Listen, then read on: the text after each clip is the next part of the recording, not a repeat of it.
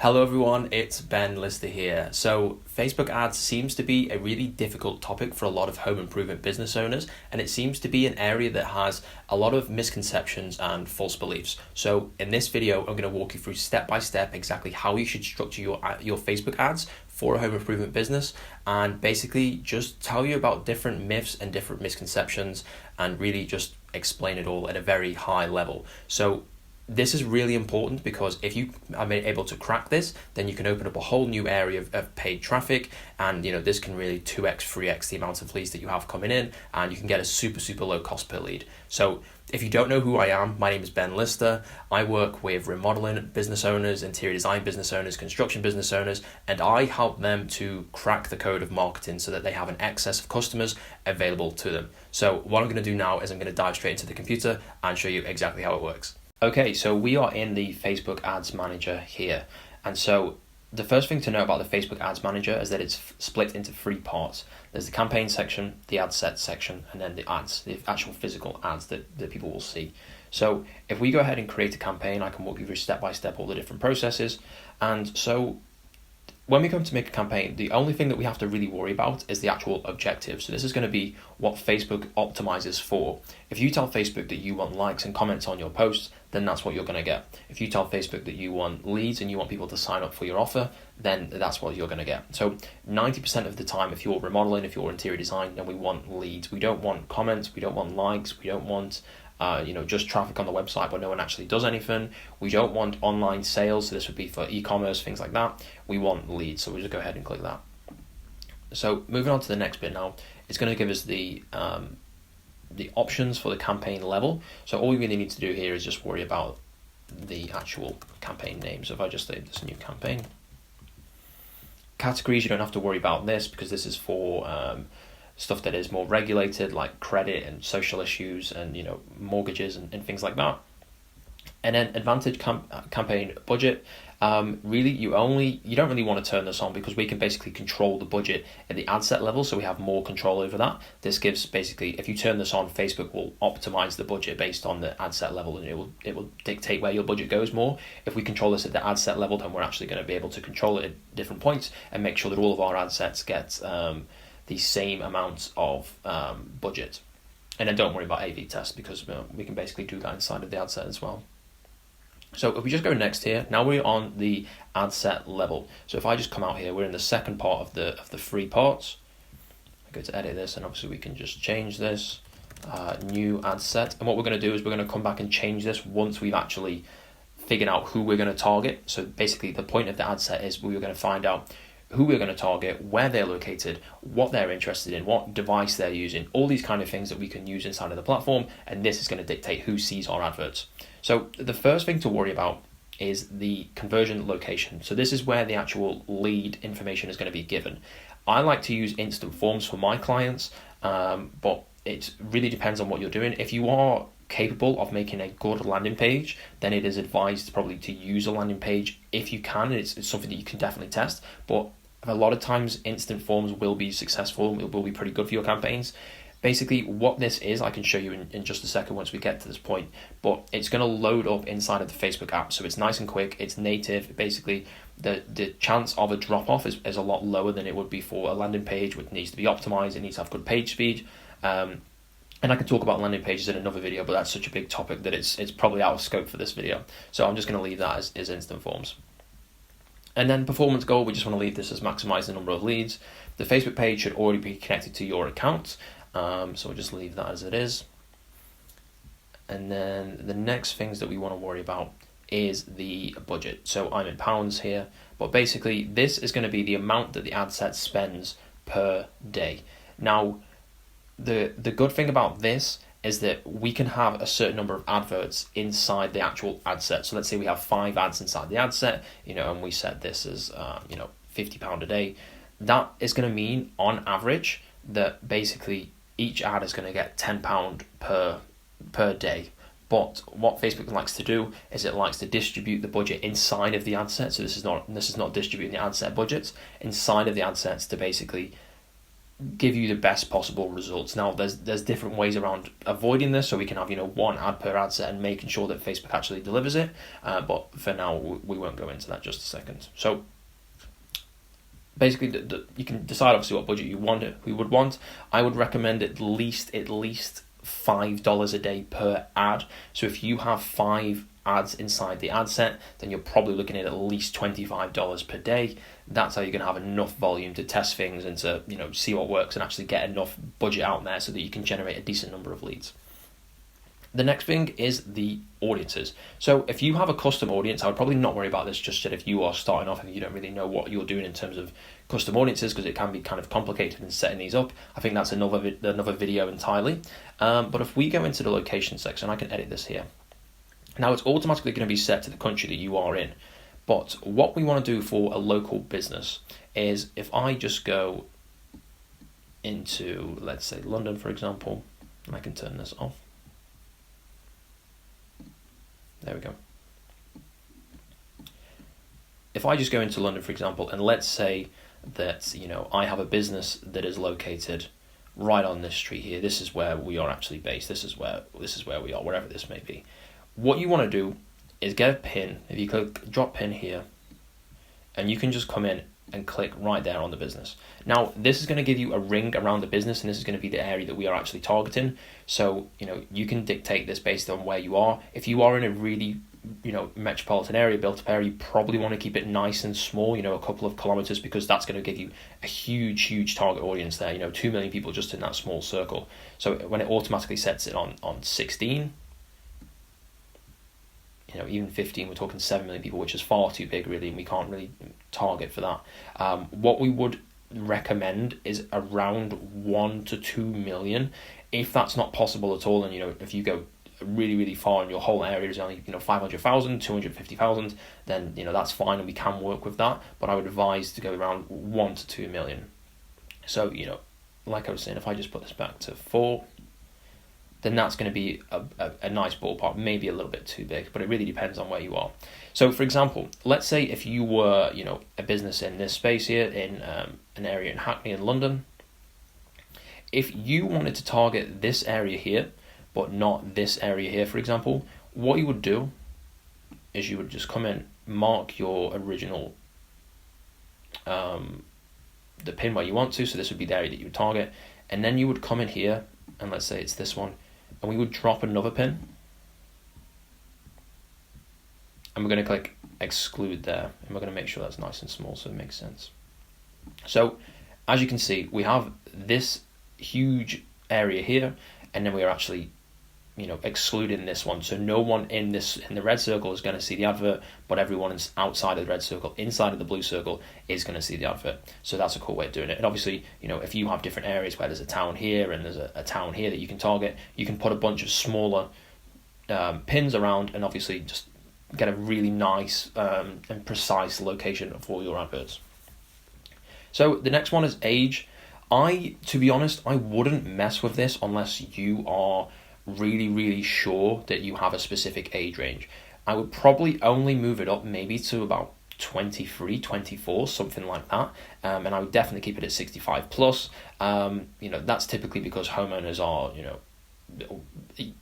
older than 23. But realistically, for example, if we set it at 18, so we didn't give any sort of targeting, and we basically let Facebook do the work for us, what this is going to do is Facebook is going to actually realize that most people that are interacting with the adverts are above a certain age, so it's going to start to exclude those younger people from this. Just even if you've allowed it to target people who are 18, 19, 20, it's probably going to exclude those anyway. So, you can raise this a little bit, but for a local business specifically, it probably doesn't matter.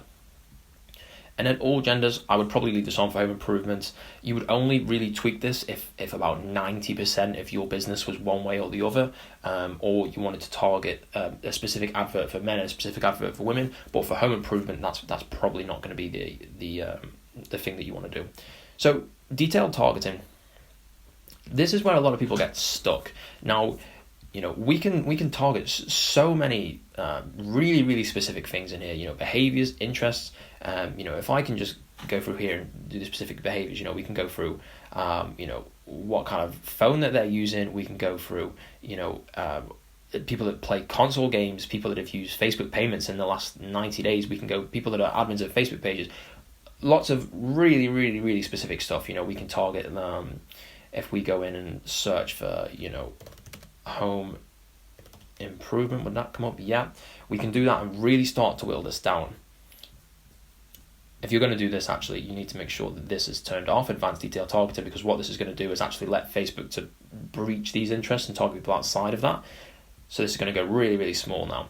However, if you are a local business and you're targeting a local area, you probably don't want to turn this on, because you're going to have a pretty small audience anyway within your pin, within your catchment area. And even if you do have one that's slightly big, Facebook is going to very, very quickly figure out who to actually advertise to and who to market these services to. So, if we're really getting specific with who we want, with the home improvement, and they're in a certain spot, and they're a certain age and all that kind of stuff, then we are, really, really getting down to specific ones. And if we give Facebook the option to actually, open that up and to select a group of people within what you've actually allowed them to select, then they're probably going to get it more. They're probably going to get it better than what we are, because they know more information, they have more data, and it's obviously built on a machine learning system, which is far, far more advanced than anything that we could actually do. So yeah, I would just leave it as no interest targeting. And then for a lead campaign, I would probably leave Advantage Plus placements on. You can come in here and basically just turn off all of the stuff apart from the feeds. It might be a little bit more expensive, but let's say, for example, if you leave Advantage Plus placements on, so what this means is every single placement across Facebook's and Meta's platforms, so that's Instagram, that's Facebook, that's the audience network. There's a whole bunch of stuff where it can go inside of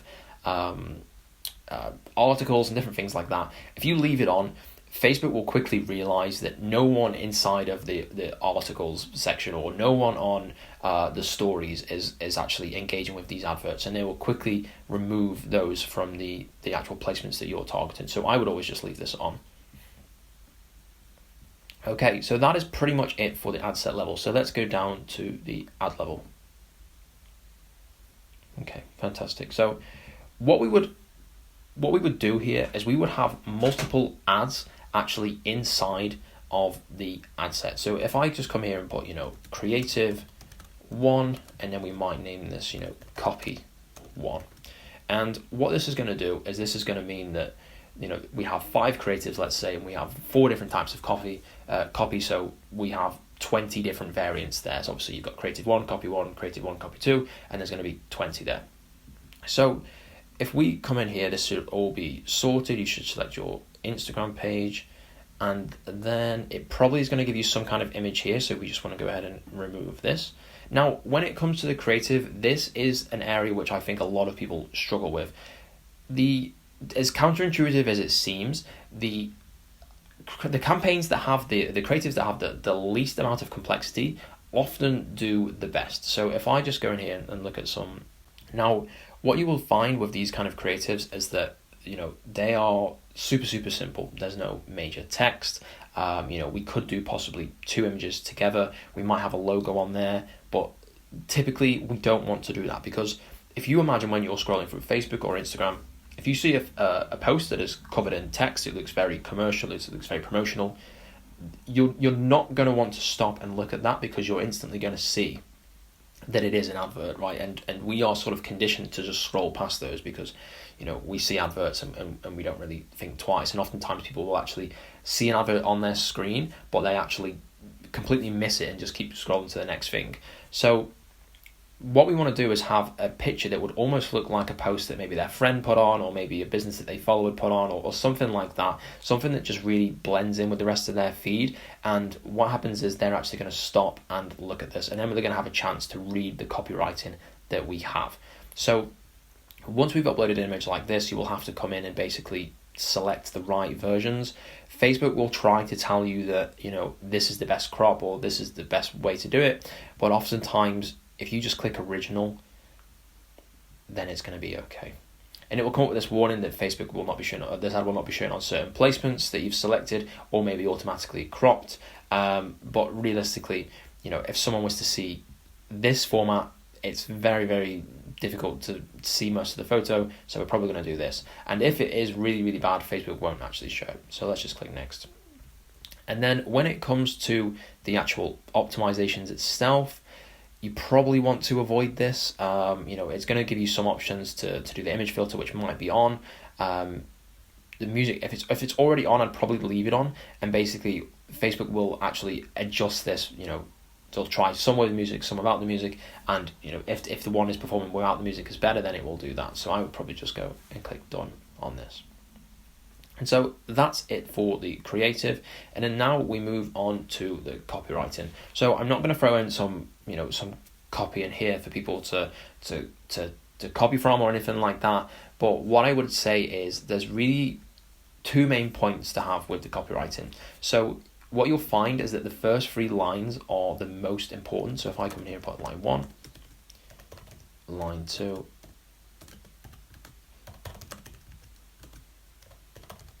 and line 4. Okay.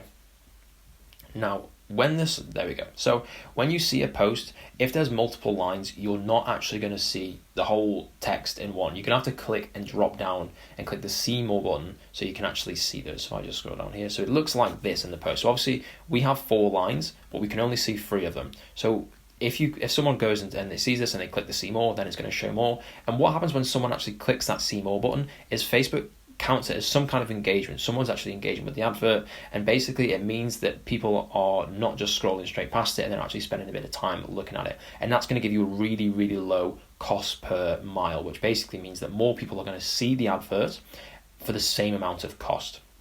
So what we want to make sure that we do is we want to have some kind of hook in these first 3 lines.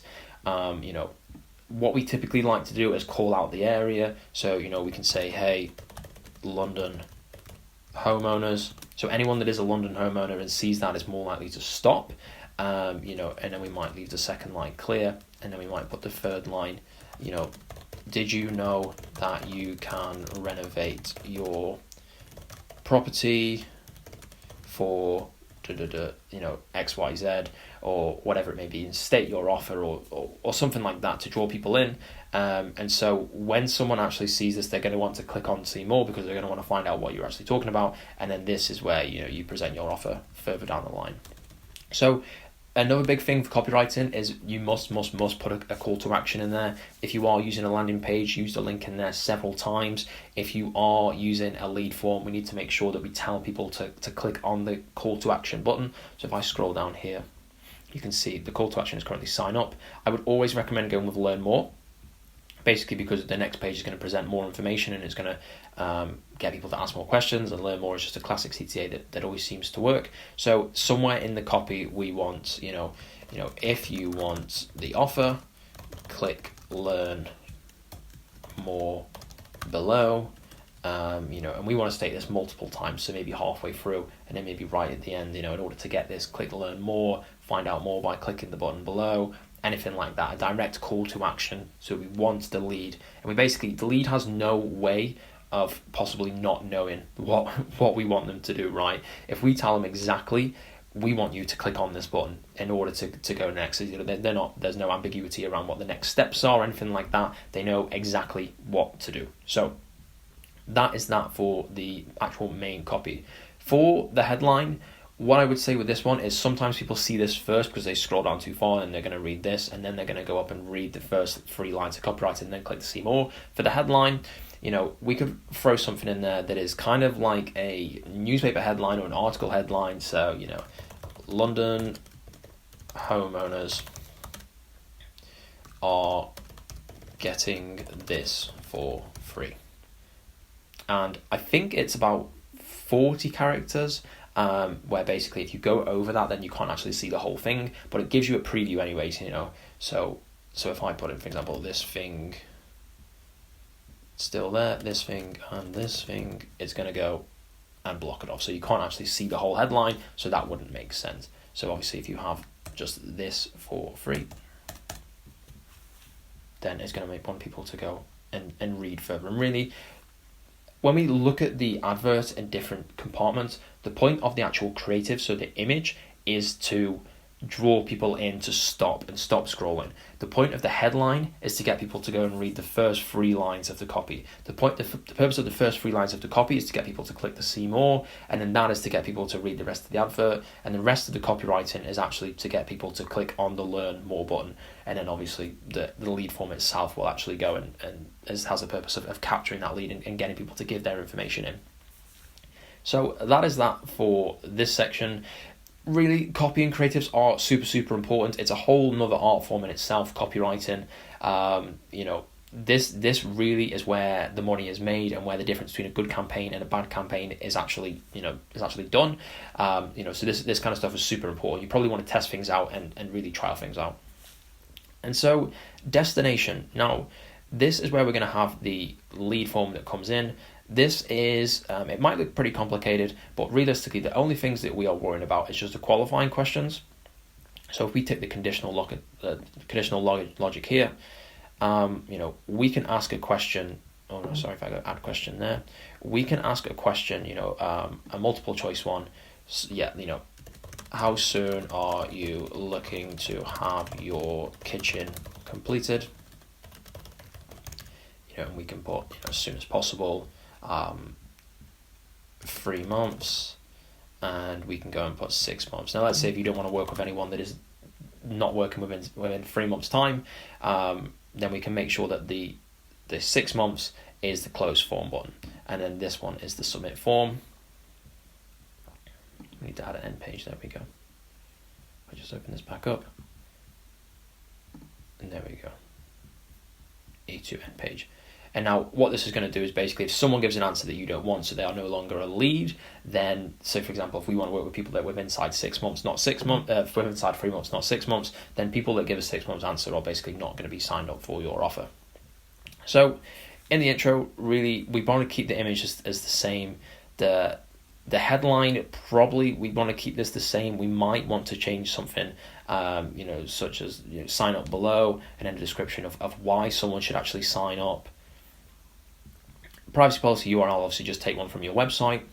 And then the end pages here, we have 2 end pages. So we have one for the lead. So this one is unlinked. We can actually go and, we can't do that because it's the first one, so that's okay. So then, this is where someone, when they've actually signed up and they've given their information in, then this is what they're going to see. So typically we just want to put thank you, someone's going to be in contact with you, and then maybe put the phone number in there, so when you actually go to call them, they know it's your number, and you can link your website in here too. Or you can make the call, give you a call as well, so you can tell them that you're going to give them a call, but they can actually call you if that's something that you'd want to do. Then you can put that in there. And then for the non-leads, we want to just say thank you. However, you haven't met our requirements.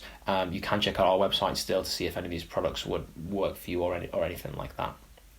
And then realistically, the only other thing to worry about in here is just the actual information that you collect. I would always recommend collecting the phone number. And then obviously you want to put some description in here of why you should actually give this information in, because we're going to contact you, we need your phone number for this.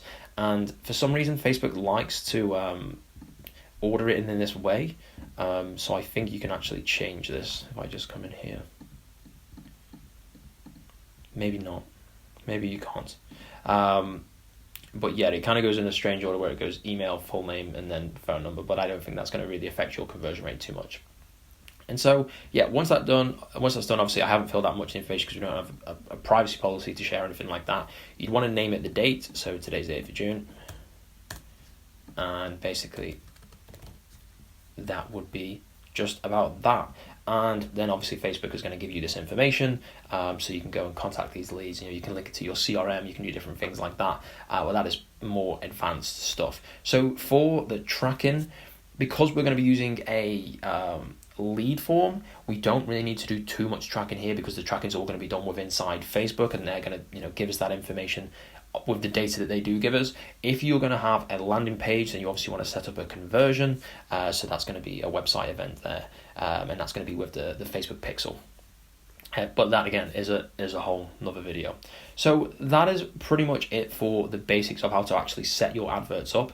What I would say is, if you're going to build these adverts yourself and you're going to put this together and really put some thought into it, what you want to do is really have probably 4 to 5 ad sets where it is one specific type of copy, and then 4 to 5 creatives within inside of that. So, we're looking at, 16 to 20 different adverts. And now once we've given Facebook, all of these different adverts, we've given all these different variations of what we can actually, do with these adverts, then when the results come in, and we have a couple of days gone by, we can see which adverts are performing the best, which adverts have the lowest cost per lead, which adverts have the lowest cost per impression, all of these kind of stuff, which are super, super important, and we can then go and make our decision. And what we find with Facebook is, if there's an advert that is working, if there's a type of copy and creative combination that is working, we can go all in on this, basically put much more of the budget towards that. So if we have 20% of the budget going towards this ad set, we can now improve that and basically put 50% of this budget in there.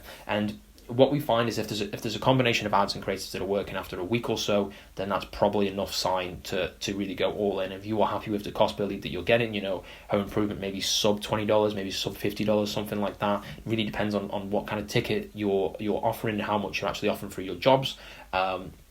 But yeah, once you have that, you can really go all in on it. And then the cool thing about the knowing the data from all these different versions, all these different creatives and copies, what you can do is, let's say if creative 4 and copy 5 is doing really well, and then there's also creative 4 and copy 3 that is doing really well, you can actually take parts of copy 3 and copy 5 to put them together and create this new copy, which is basically has the good bits from copy 3 and the good bits from copy 5, and you're going to put those together to create something that is probably going to be even better than what you've already done. And then you can obviously test that and see how well that's doing, and if that's getting an even lower cost per lead, then you have a new advert which you're actually going to start running. And this is really how you start to improve your Facebook ads, and they get better over time rather than worse. Another thing that I would say is, if you're going to be testing Facebook adverts and once you go live, you probably don't want to do anything, make any changes for about 3 days after, really, so you can just let Facebook to settle in and give you these, give you the data so you can actually see what's going on. Probably looking at maybe 5 days if you want to be really, really sure that the data you are using is accurate and you're making accurate decisions. But yeah, 3 to 5 days is pretty typical. So what I should say about Facebook ads is that there is no magic bullet here. There is no sort of one size fits all. There is no sort of formula that works for everyone. Oftentimes people, when they research Facebook ads and they try and figure out how to do their campaigns, they think that they're missing one bit of key information, and once they have that bit of information, their campaigns are going to be on fire and it's going to be amazing. But that's not the case. Really, it's just about testing, consistency, making sure your creatives and your ad copy are good. And if you can keep improving those and keep learning on how to do better copywriting, how to draw people in, how to do some really good persuasive tactics within your copywriting and your creative, then you're going to be pretty well set. And that is the main thing, especially for a local home improvement business. By the way, if you are struggling to get remodeling or interior design leads or anything like that, then go ahead and click the first link in the description. I won't lie to you, it is a sales funnel. It is designed to sell you something, but if you just want to watch these videos and get the value from this and learn some stuff, then that is completely fine. I don't really mind if you click it or not, but it is there if you do need some remodeling leads. So yeah, that's all for the video today. If you did enjoy it, please do leave a like below, and please leave me a comment on any sort of topics or you want me to cover or go into detail on, and I'd be more than happy to help you out. So yeah, thank you very much for watching all the way to the end. I really, really appreciate it. So yeah, cheers, goodbye.